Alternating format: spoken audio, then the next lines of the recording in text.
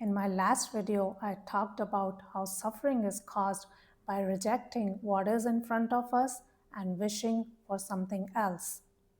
A common follow-up question that comes up is, if I accept reality even when I don't like it, am I stuck with something unpleasant?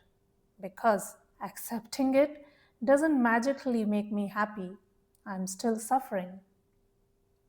Now, the first and most important point is this: acceptance does not mean giving up or becoming passive.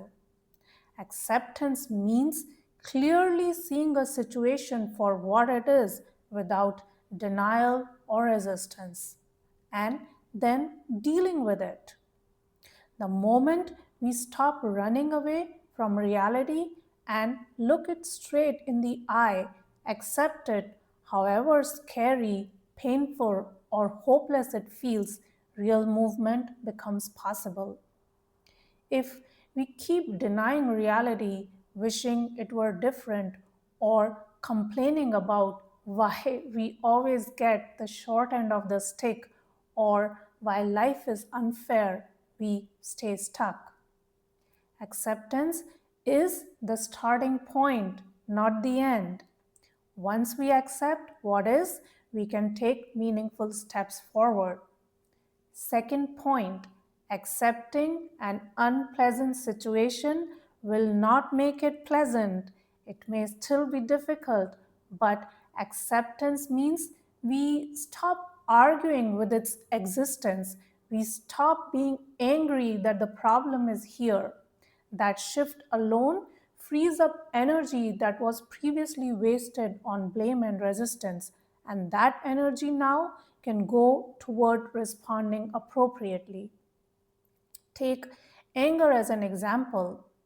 Let's say I would prefer to be calm, but I find myself in a situation where I am angry. When I superimpose my expectations on reality, I may start thinking something is wrong with me or that others are at fault. This creates an inner conflict between what I feel, which is anger, and what I think I should feel, which is being calm. And this only increases my frustration. Acceptance in this case doesn't mean suppressing anger, judging myself for feeling it, or approving of it and lashing out at others. Acceptance means I don't reject myself for being angry or blaming others for making me angry.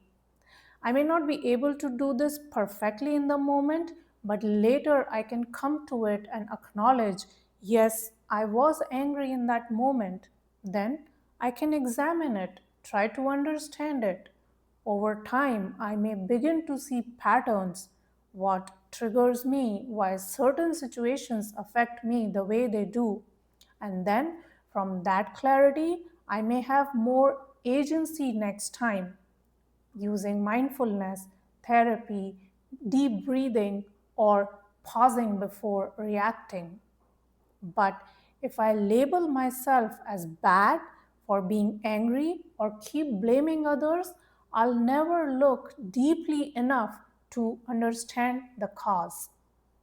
Now, you might be thinking, if a situation is truly adverse, how can I accept it? I am already suffering because of it. Won't acceptance just invite more suffering? Again, acceptance does not mean not taking action. Consider a more serious situation, an abusive relationship. Acceptance does not mean tolerating harm or avoiding responsibility. In fact, people often stay stuck precisely because they are in denial about how bad the situation really is. They keep hoping it will change, and that hope, without clear seeing, prolongs the suffering. When someone fully sees and accepts this is toxic, They stop wishing it were different and can begin taking conscious steps to protect themselves. When we meet a situation openly, we can respond constructively. Otherwise, we will only try to deny it, push it away, blame others, or secretly believe something is wrong with us. Acceptance may not immediately end a painful situation, but it is essential if we want to do something about it. So, yes, much of our suffering is rooted in our preferences, wanting reality to be something other than what it is. The number one step is acceptance.